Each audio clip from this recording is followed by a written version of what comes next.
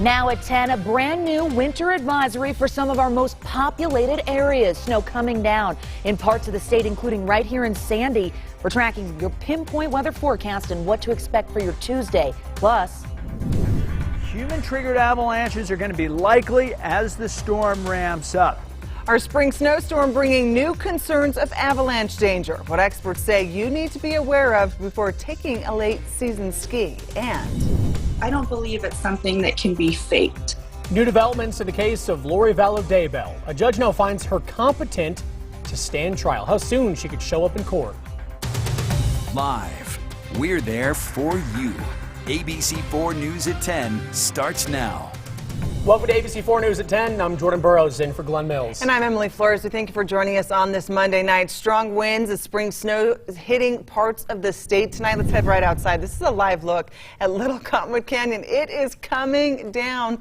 And you can assure I was on those roads just a half hour ago, and they are messy conditions. We have team coverage of this spring snowstorm. ABC4's Lena Takata joining us live from the mouth of Big Cottonwood Canyon with possible avalanche danger. But of course, we begin with Chief Meteorologist Alana Brophy, who's tracking the latest conditions. Alana, just tell us what's going on out there. We've got snow right now in northern Utah and a brand new updated winter weather advisory. We're going to start with that live look at Cache Valley. They've seen the snow the longest, and we have an official report coming in 3 inches so far, where it continues to come down on the Utah State University campus. Now, does that look like April? I don't think so, but we know that snow continuing to move through the area. Tonight, we have extended the winter weather advisory to include Tooele County, Utah County, and Salt Lake County. And this winter weather advisory for our big areas will remain in effect until 4 a.m. Messy conditions are out there right now, and we know it doesn't stop in the high country. We've got the Wasatch and the Uintas under a winter storm warning through Wednesday morning, and a winter weather advisory in the central portion of the state over towards the basin and in southwestern Wyoming. So winter alerts with a spring storm, and the newest there in Salt Lake, Tooele, and Utah County. That's where the snow is. We're starting to see it dwindle in the north, and as we get through the next several hours, we will. And we're going to definitely notice where that snow line is moving into Utah County. We've got rain in the central portion of the state. As you look at the temperature map, 20s to 40s, you can see exactly where the cold front has swept through. It's 30s along the Wasatch Front. In the south, it was a different story, all about the winds. They were wicked out there today, and they continued with the wind gusts, and we have several wind advisories and an active high wind warning in several portions of the state in effect right now. You add winds and snow together, and you get some dangerous conditions, including up there in the high country. Our very own Lena Takata joins us live near Big Cottonwood Canyon. Lena, that snow coming down. This means a warning for the high country. Alana, the snow certainly is coming down. There's some wind, and as you can see, there is some snow. And now, as far as the quality of the snow, it's pretty wet, heavy, and packable, perfect for snowballs. Now, the weather here started with wind, then rain, which became this heavy snow. And Alana, I know you were saying that this snow is expected to last overnight, and the forecasters at the Utah Avalanche Center say that could mean avalanche danger. Yeah, I'm a fair weather biker. I like to bike in good weather, but when it's bad weather, that's when I transition to skiing or running. Andre Crouch and his son Andrew Crouch like to ski and bike together. While the pair had planned on putting their skis away for the season, the snowstorm may be changing their plans. Mentally, I've transitioned, but heck, you know, one last gasp of skiing is, I'm not going to complain about that either. Craig Gordon, an avalanche forecaster with the Utah Avalanche Center, says many people welcome the idea of wet weather in the desert. It's great for our snowpack, great for our water. It's going to be an epic day of riding. But with snowfall comes avalanche danger, and a different type of danger compared to the middle of winter. It's going to be a rapid change to the snowpack. Whenever the snowpack goes through a rapid change, it comes back to life, it gets cranky, and we expect the avalanche danger to quickly ramp up as well. Gordon says that means human-triggered avalanches become more likely. As the mountains are going to get anywhere between a foot to 2 feet of snow, it's going to be accompanied with very strong winds. And says the best way to stay safe in the backcountry is to stay on low-angle terrain, check the forecast before you go, and to stay aware of your surroundings. We've had generally low avalanche danger the past couple of days, so don't get lulled into a false sense of security, and definitely don't let your stoke override some of your solid decision making. It is springtime and things can change really, really quickly, so just be ready for whatever could come at you. Now, if you have plans to go up Big or Little Cottonwood Canyon, the Utah Department of Transportation is warning drivers that the traction law is in effect. Live at the mouth of Big Cottonwood Canyon, Lena Takada, ABC4 News. All right, thank you, Lena. And that snow and strong winds creating those dangerous driving conditions. UDOT again just reassuring that snowplows are in the canyons working these winter weather conditions. UDOT saying it's very possible that plows could even get overwhelmed by this storm, warning all drivers to be prepared for the conditions. Use caution, slow down, make sure that you know what you're getting into before you leave your house or before you head out on the road. On top of those reminders you just heard, also keep in mind, drivers, to have your distance between one another. Also, we know hundreds of truckers are waiting out this storm because of those insanely high winds. Many have stopped or are stopping along routes on Interstate 80, those exits into Willa County. Truck drivers we spoke with say they are being cautious to avoid their semis tipping over in the winds. One driver says he's experiencing the strong winds in several states he's driven through. It's a big concern. I had some issues when I was coming through Nebraska and Wyoming and here, and I'm trying to basically get to Nevada where everything is clear. That driver says when they are carrying a light load on their truck, it can be extremely dangerous since the winds could flip it in an instant. The wind advisory for the West Desert went into effect at noon. And ABC4 is there for you with continuing coverage of this spring snowstorm. Stick with us for the latest weather updates, both on air and online at abc4.com. And new developments in the Daybell criminal case that grabbed the country's attention after nearly a year of being on hold. Lori Vallow Daybell may now stand trial to face criminal charges in the deaths of her 2 young children. ABC4's Northern Utah correspondent Kate Garner has the latest developments in the case. Today, a judge finding Lori Vallow Daybell competent to stand trial with her husband Chad Daybell for the murder of her children, 7-year-old Joshua J.J. Vallow and 16-year-old Tylee Ryan. In a court order, Judge Stephen Boyce writes, "Further, the order staying the case is hereby lifted.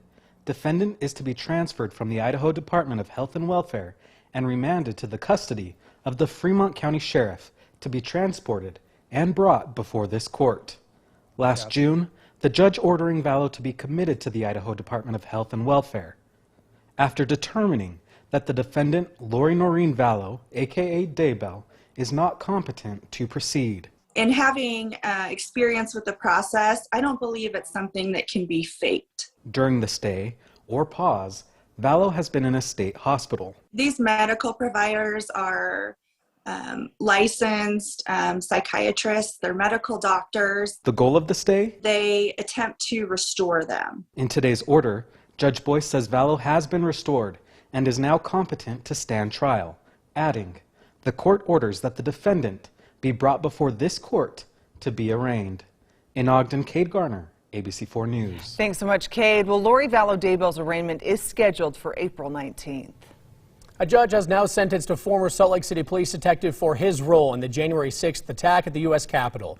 Michael Hardin has to serve 30 days of home detention as well as 18 months of probation. The court ordered him to pay $500 in restitution and serve 60 hours of community service. Federal authorities arrested Hardin last spring for his alleged involvement in the insurrection. He was a 20-year veteran of the Salt Lake City Police Department and left in 2017. And new at 10, Moab City announces a new police chief today. Jared Garcia, a current captain for Utah Highway Patrol, will be the new police chief starting May 9th. Now, this all comes after the Moab Police Department was under nationwide scrutiny for its handling of a traffic stop for Gabby Petito and Brian Laundrie. Also new at 10 o'clock tonight, University of Utah officials nearly issue an Amber Alert following an incident at its hospital. U of U police say they got a call about a non-custodial father who had taken his 23-month-old child from the university hospital. They say the mother was in the hospital getting checked out and the father was there to help. But then, as doctors examined her, he took off with the child. Police managed to find the man, who they identified as Ishjan Karan Hawkins. He's now in police custody. And in an update this evening, a 14-year-old girl is in police detention for allegedly kidnapping her 7-year-old sister. Now, you may remember getting an Amber Alert about this just yesterday. The 2 girls went missing from their Riverton home last night. Police say they got a tip that the girls were at Liberty Park in Salt Lake City, and officers managed to locate the 2, and the 7-year-old is now with her grandparent. That 14-year-old now facing kidnapping and auto theft charges. In Sandy, police are looking for who or what caused multiple suspicious fires at a park.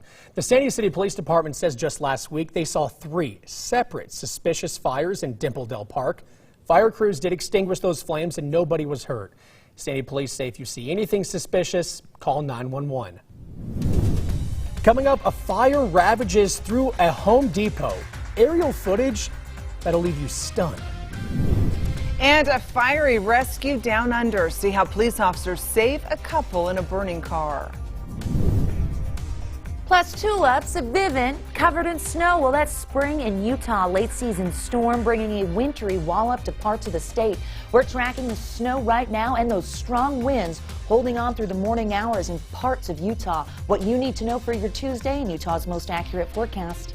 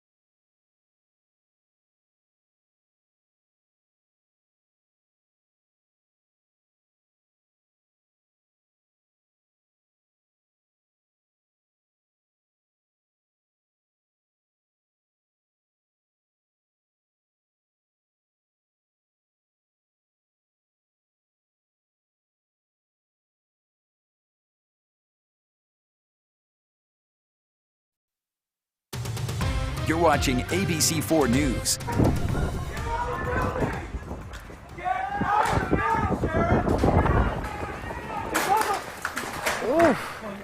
And welcome back. Incredible footage showing a Home Depot engulfed in flames in San Jose, California. And that 5-alarm fire destroyed the building over the weekend. Aerial video, you're going to see it here, shows an unrecognizable scene with charred remains. The fire started on Saturday night and caused the roof of the store to collapse. It took firefighters 6 hours to get that fire under control. Crazy video.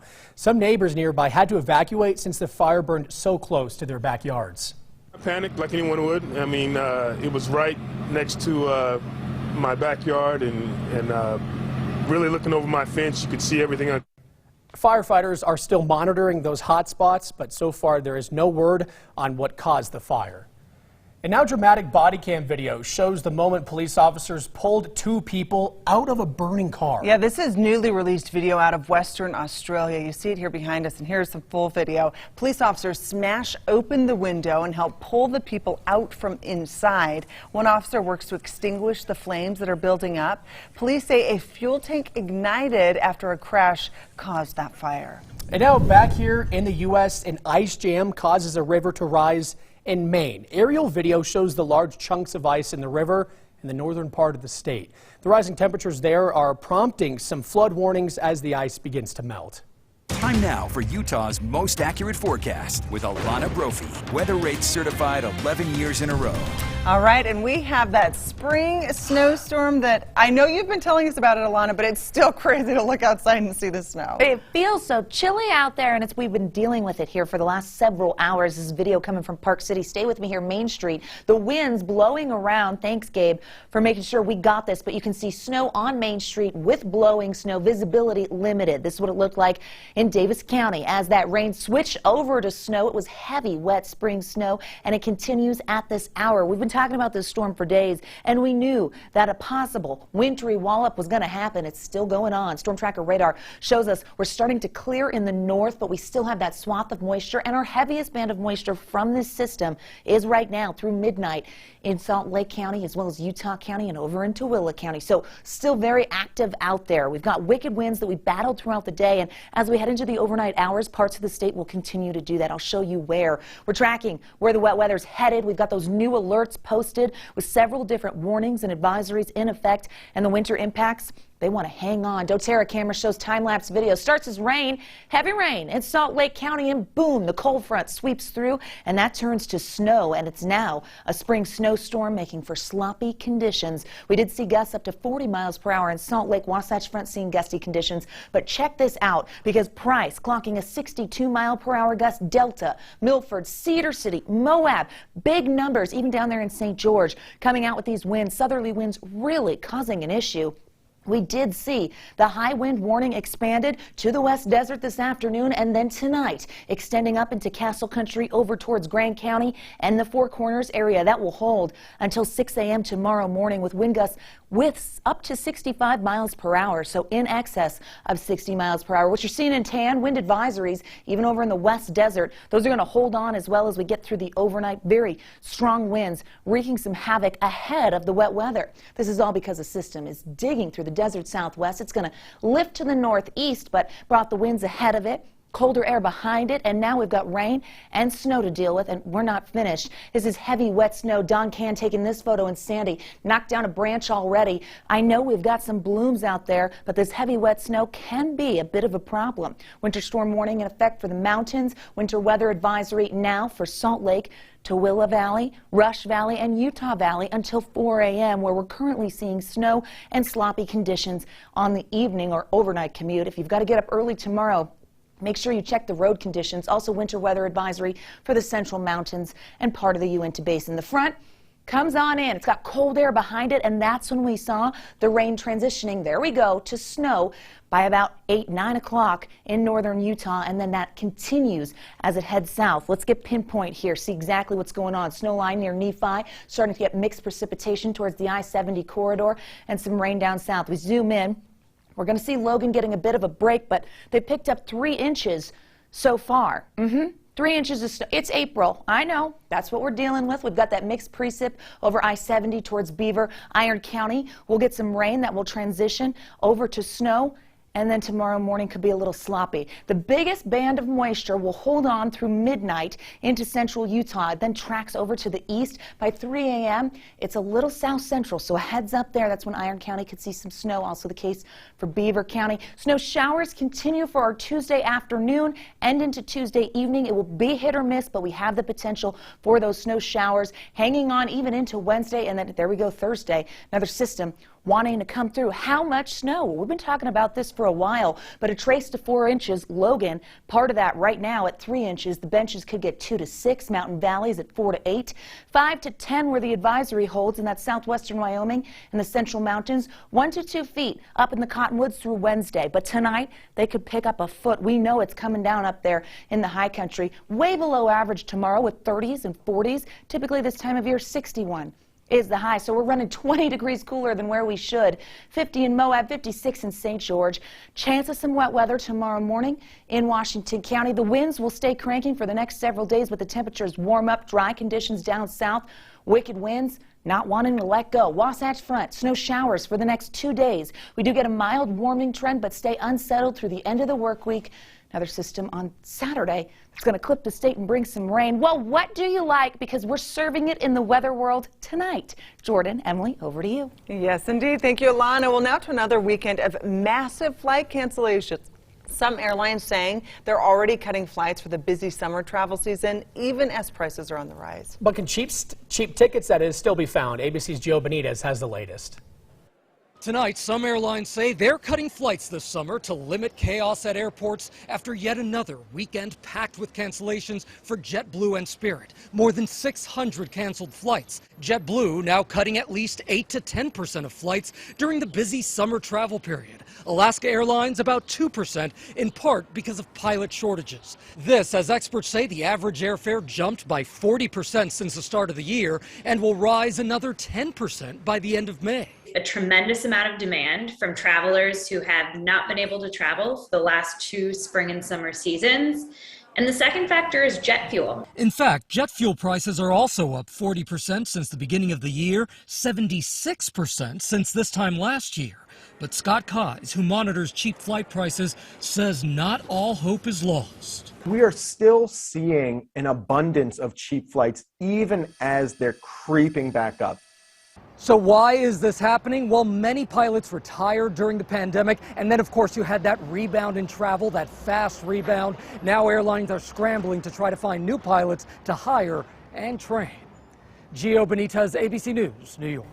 All right, thank you, Gio. Time now for a look at sports with our Wesley Ruff. And Wesley, we know you're going to be busy, but so are the Jazz coming up in a couple days. It's the best time of the year, isn't it? Yeah, it's going to be the Jazz and the Mavericks in the first round of the NBA playoffs coming up. We'll hear from the Jazz, and we'll give you the latest on the status of Mavs guard Luka Doncic. Stay with us.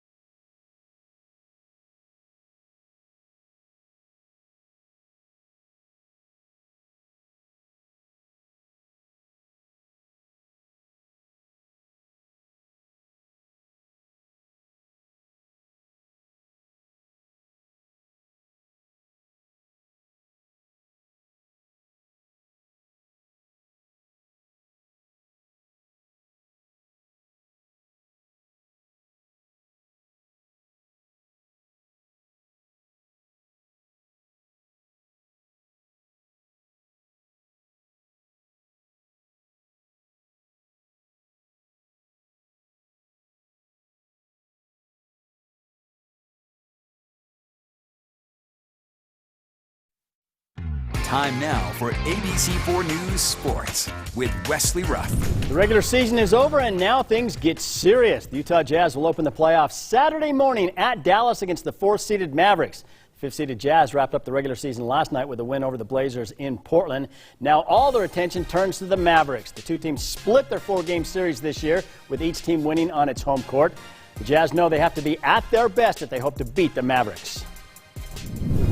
We know it's going to be a tough matchup. Dallas is a really good team. They've been playing really well this year, and I'm sure we'll be, spinning our wheels trying to figure out different ways to attack and defend and all that. But we're excited. We are excited because it's the best time of year. I thought this year was really a great learning experience for all of us, and I think all those challenges that we face really made us better and prepared us better for what's coming next week. They're a very solid team that plays excellent team defense. They're well coached, and they've got an elite player, which is something in the playoffs that's always, always unique.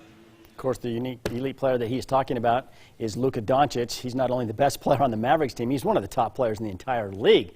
This year he averaged 28 points, 9 rebounds, nearly 9 assists per contest. He scored over 30 points in the last 2 games against the Jazz. But last night against the Spurs, Doncic tweaked his calf. He left the game, did not return. He had an MRI today. Sources say he has a strained calf. He was spotted at the hospital wearing a boot today, but no timetable has been set yet for his return. Injury is part of the game.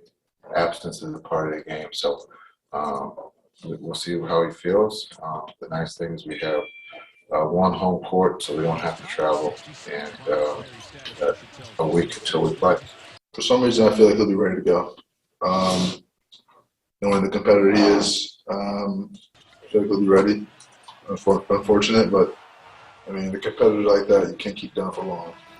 And mark your calendars, because coming up this Sunday before the NBA game here on ABC4, we'll have an half-hour Jazz special. Dana Green and I will break down the series. We'll show you highlights from Game 1 and recap the playoff history between these two teams. That's Sunday at noon right here on ABC4. And the University of Utah gymnastics team will compete in the Nationals this week. They'll be looking for their first national championship since 1995. The Red Rocks are seeded 4th. They'll be in the afternoon session on Thursday with top-seeded Oklahoma, 5th-seeded Alabama, and number 8 Minnesota. The Utes will need to finish in the top 2 on Thursday to advance to Saturday's finals. Utah will have a lot of freshmen competing this week, but most of them have been on the big stage before, like the Olympics, so it probably won't even faze them. I think it definitely helps, but even though I've been on a big stage before, it's two completely different kinds of pressure. Elite's very individual, where this is all about the team, and so I think it's very different, but it definitely helps being on a big stage before. They've been on the biggest stage, Kara, Grace, Emily, and I know they're excited about the opportunity to represent the University of Utah at the national championships. And the championships on Saturday will be televised live right here on ABC4. Back in the day, when I first started covering gymnastics here in the mid-'80s, another network, and I won't say which one, but it starts with a C, would shoot the nationals and then tape delay it until like June or July. Oh, wow. So women's gymnastics, college gymnastics has come a long way. Wes has got us covered. Thanks so much. We appreciate it, Wes, always. Coming up, it's National Pet Day, and in celebrations, we're sharing some of the cutest pets. I can promise you this, the cutest pets you've ever seen coming up. Oh, I just love a good pet. Okay, you're taking a live look at the Alpine Loop. We've got snow in Utah County, in the valleys and the mountains. The area placed under a winter weather advisory through 4 a.m. Those advisories staying active, as are our skies and winds. Utah's most accurate forecast is prepping you for your Tuesday.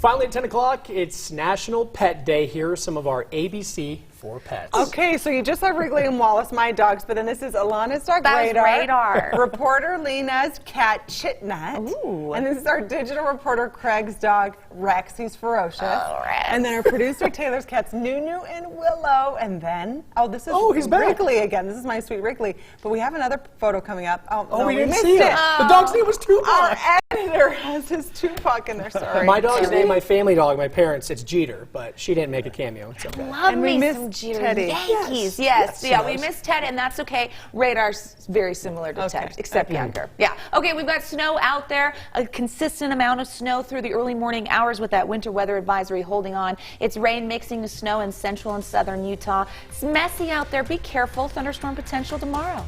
Our sports bet is Charles Barkley. See ya. Jimmy Kimmel's next.